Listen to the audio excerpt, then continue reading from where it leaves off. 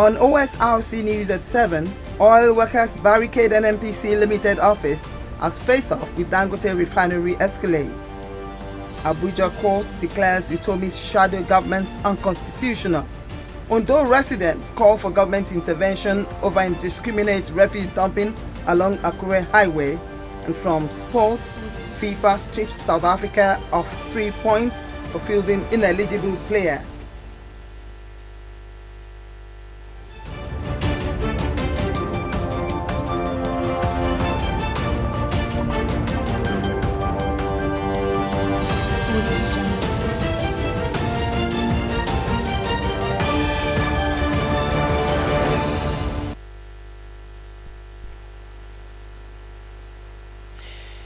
Thank you for joining us on Flagship News tonight. My name is Adebimpe Akindele. Members of the Petroleum and Natural Gas Senior Staff Association, Pengusan, have barricaded the Nigerian National Petroleum Company Limited, NNPCL headquarters in Abuja and launched nationwide strike to protest the alleged illegal termination of over 800 Nigerian workers by Dangote refinery management. Union members gathered at the NNPCL, Nigerian Midstream and Downstream Petroleum Regulatory Authority and Nigerian Upstream Petroleum Regulatory Commission offices, blocking entrances and chanting solidarity songs to press their demands. The strike follows a directive issued by Pengusan's National Executive Committee on September 27, 2025. In their circular, General Secretary Lumumba Okugbawa accused Dangote Refinery of violating Nigerian labor laws, the Constitution, the International Labour Organization conventions by dismissing workers for union membership. A federal high court sitting interested? What we know is he was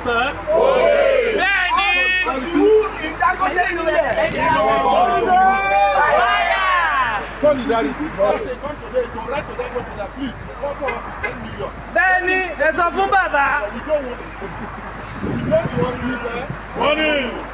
You know, next time you can allow them join the union, make them. But the IOC, but in the country, I'm not paying Nigeria back amount. It doesn't work anywhere. At all. You must. That's why you want to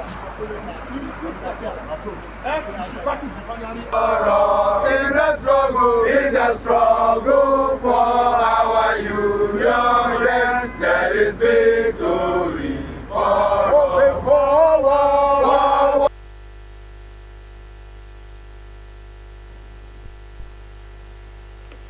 Pengusan staff there.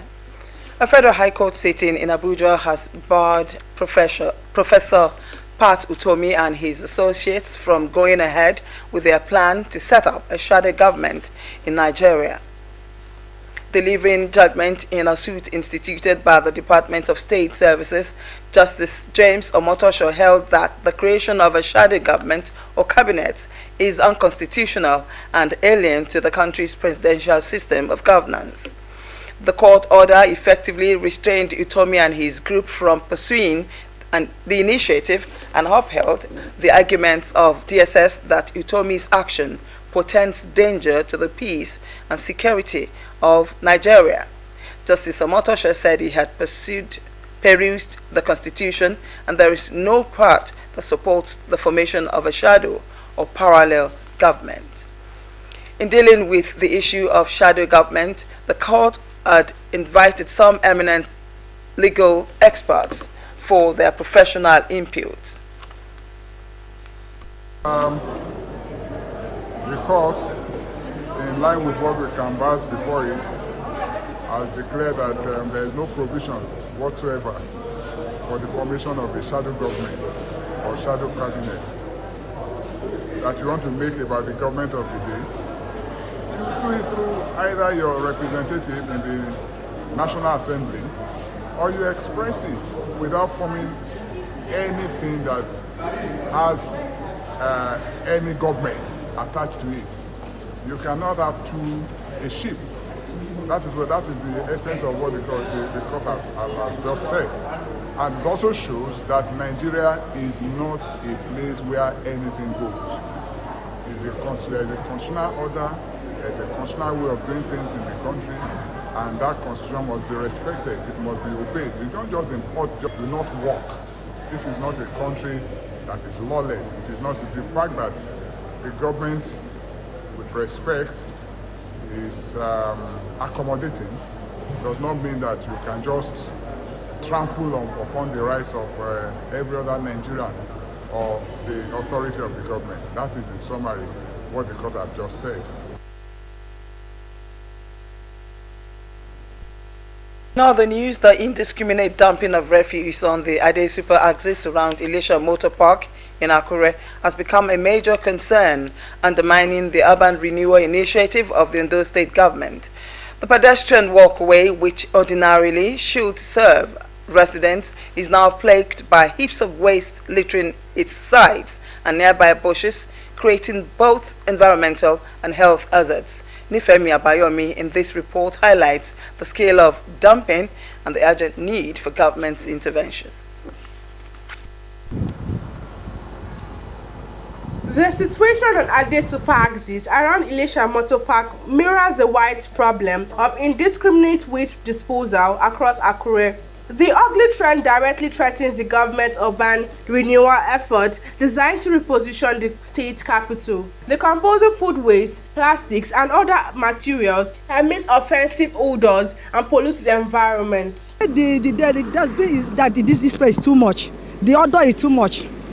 They're affecting people. We are begging them to help us to clean this place and to tell people to stop dropping it. I can't take it anymore. It's very dirty.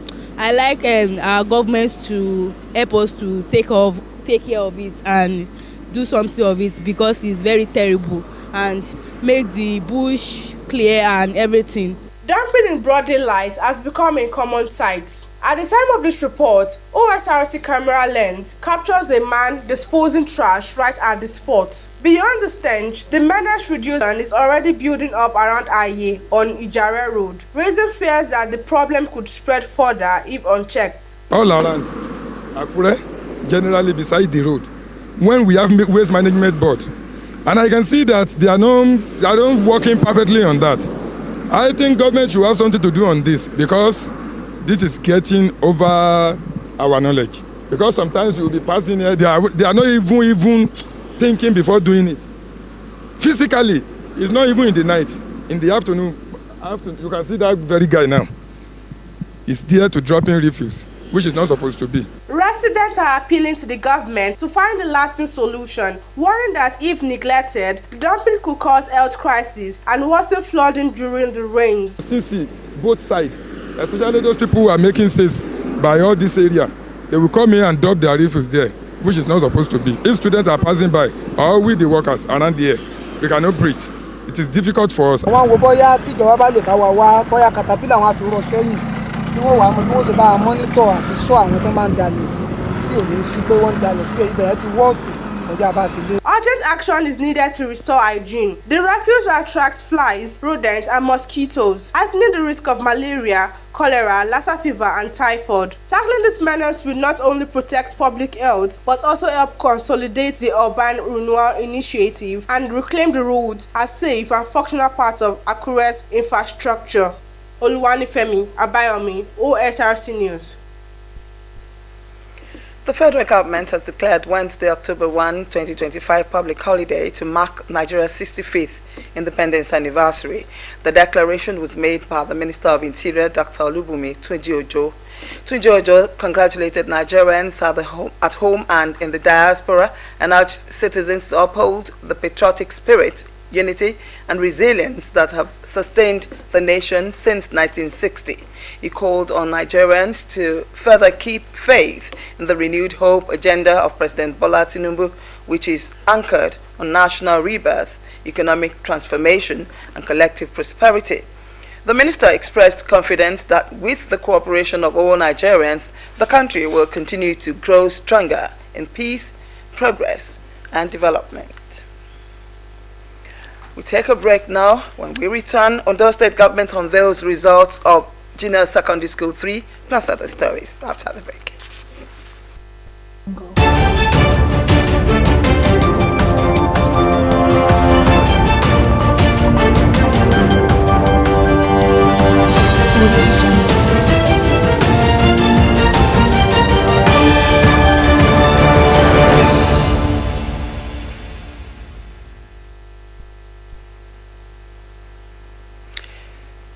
Good to know that you're still there. For feedback and comments, you can visit the station's website, TV. You can watch us live on our website, www.osrc.ng, or follow us on Facebook at OSRC TV, and on YouTube, you can subscribe to our channel, OSRC TV, Ondo. And now for the rest of the news, Ondo State government has released the results for the Basic Education Certificate exams result for Junior Secondary School 3. The examination was conducted for students in all public and private schools in the state. Administrative Secretary for Ministry of Education, Science and Technology, Akindele Ige, enjoined parents and caregivers to check the results of their children and wards in the ministry's website, www.odsgexams.com, using their registration PIN number.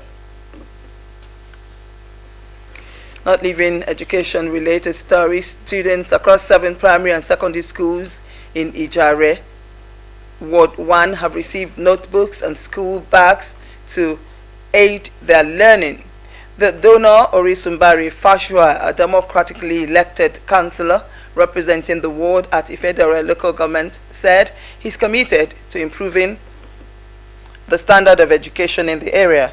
According to him, the gesture is part of activities marking his 6th month in office. Omoriola Ngbeji reports.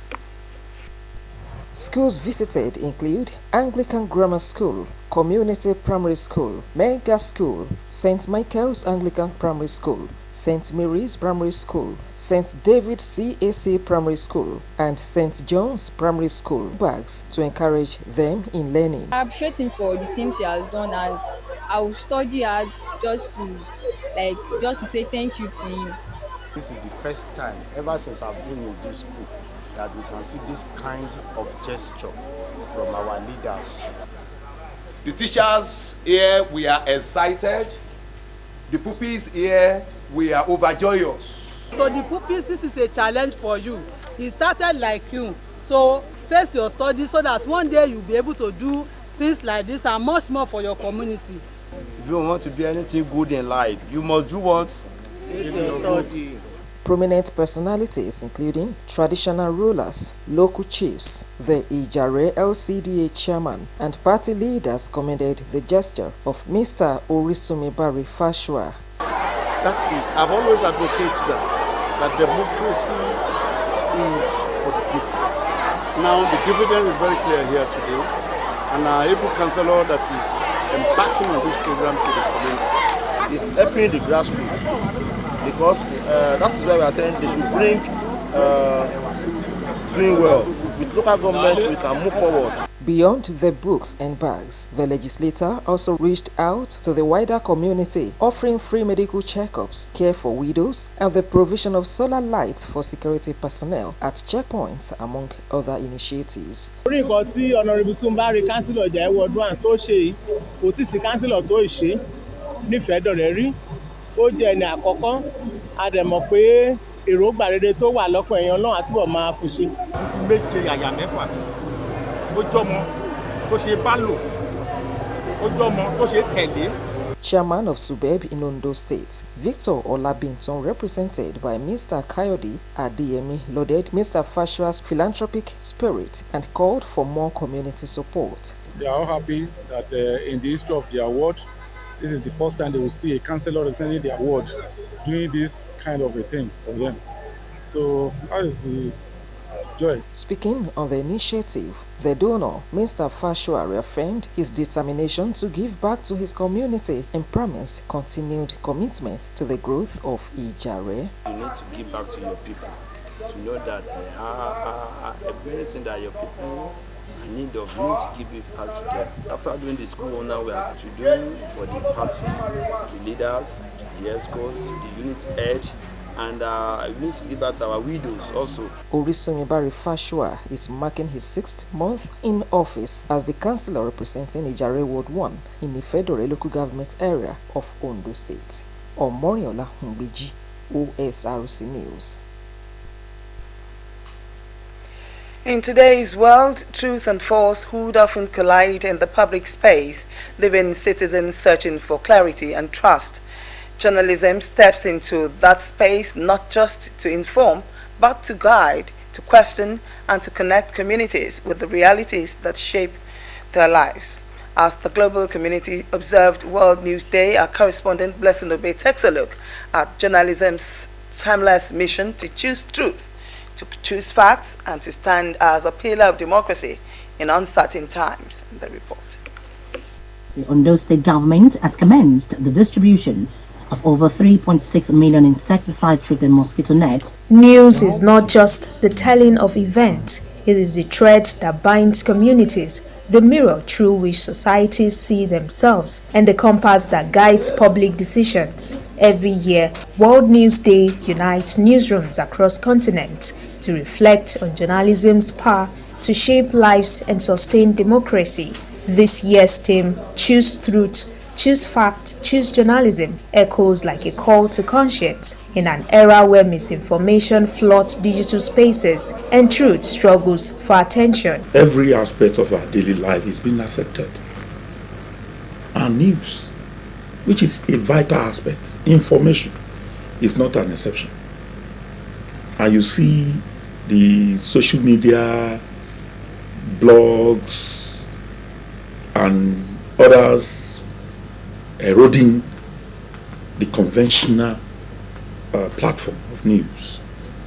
And if these things are going this way, definitely you know that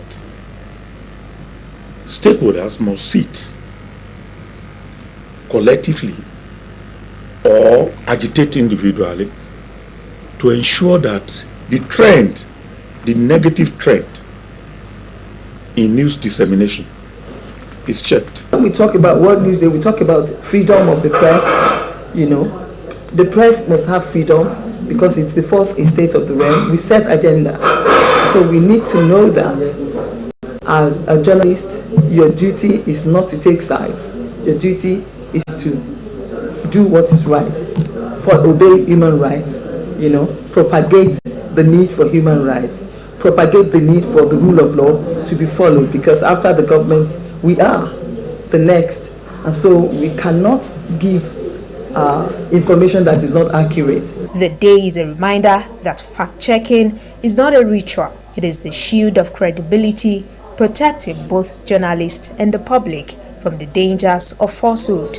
As the intermediary between the public and government, there is the need for us to always bring information, bring decisions of government, bring what the public is also going through to government, just like that. So in terms of also balancing the story, there's a need for us to also fact check of what we do. That is also the hallmark of that profession, because it's also going to give believability when they also know your newsroom, when they also know your station, for the station that also say the truth all the time. As a journalist, you need to prioritize information. This information is power and is key. And when you are disseminating information, you must be able to give information that, you know, that are useful to society, especially that are truthful. Information that is not truthful can lead to so many things negatively as far as society is concerned. Chaos, you know, disruption, so many things that you can think of. But if you are able to actually disseminate accurate information, that's the hallmark of a journalist. And even as technology reshapes how stories are told, the internal values of truth, fairness, and accuracy remain the soul of journalism. On this World News Day, the message is clear. Truth is not optional. Facts are not negotiable. And journalism remains the bridge between people and the world around them. Blessing Obi, Osrc News. The Nigerian Guild of Editors has raised concerns over abuse of Cybercrime Act by law enforcement agencies, warning that such misuse undermines press freedom, democracy, and the rule of law.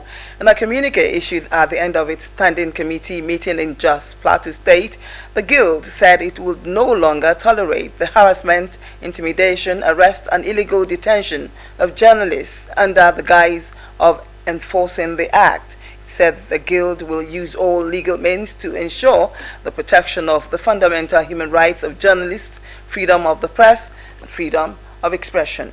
The editors called for thorough review of the Cybercrime Act, stressing that it should serve as original intent of tackling financial fraud, identity theft, and cybercrime attacks, not silencing journalists.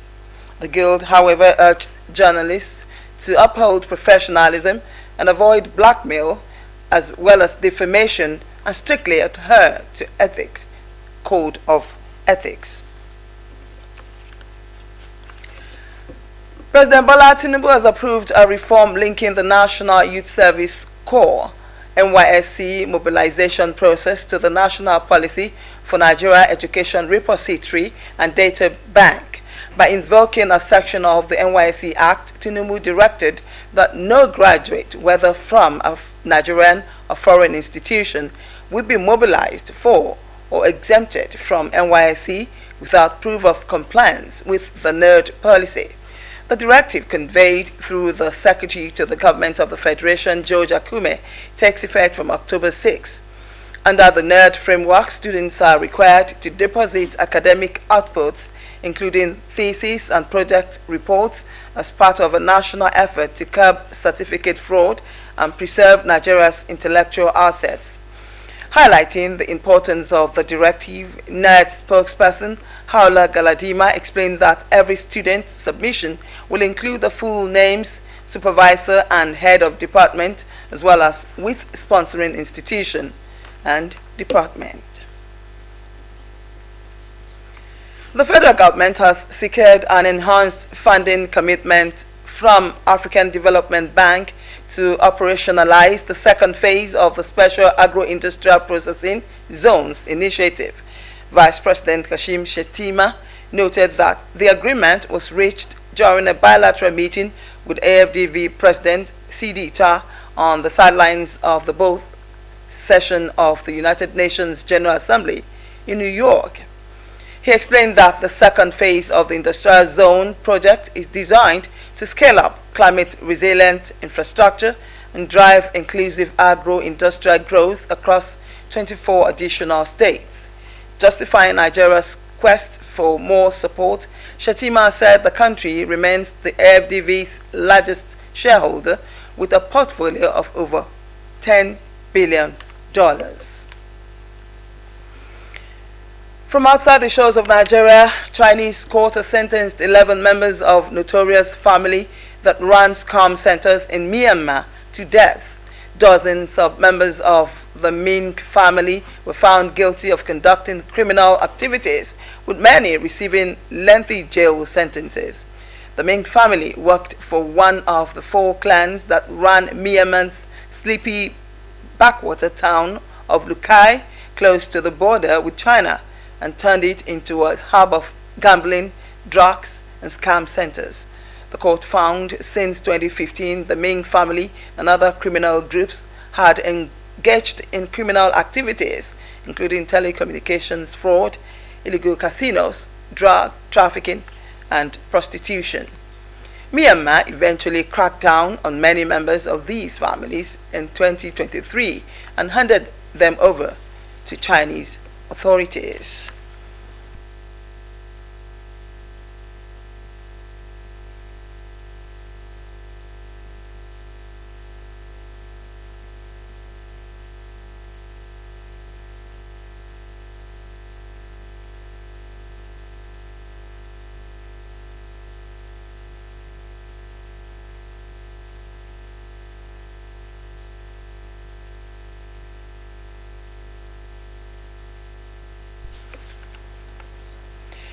We now go on to take sports news. In sports, World Football Governing Body, Federation of International Football Association, FIFA Disciplinary Committee has sanctioned South Africa for fielding an ineligible player, Teboho Mokoena, in the South Africa's versus Lesotho match played on 21st March 2025 in the 2026 FIFA World Cup qualifier. Consequently, FIFA's disciplinary committee has declared the match in question forfeited by South Africa by a score of 3-0. South Africa have also been ordered to pay a fine of $10,000 to FIFA, while Teboho Mokoena has been issued a warning. The forfeiture decision remains subject to a potential appeal before the FIFA Appeal Committee. That's the news tonight. Before we go, we take another look at the major stories.